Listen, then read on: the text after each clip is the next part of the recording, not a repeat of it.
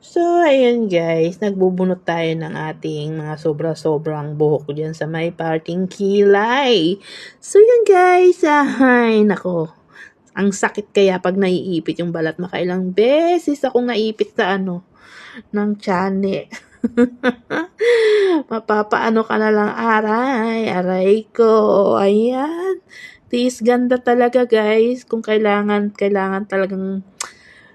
talaga siyang tanggalan kasi nagmumukha na tayong kilay is life. Anong tawag doon? Petillapea. Ayan. Ayan. Kasi naman, bakit ganon? Bakit kasi kailangan pang may ganyan, may ganon? Ang hirap-hirap kaya magtanggal. Bukod sa nakakaduling na nga. Ilang beses ka pang nakukurot ng tiyan. Ang sakit kaya. Maluluha ka na lang talaga guys.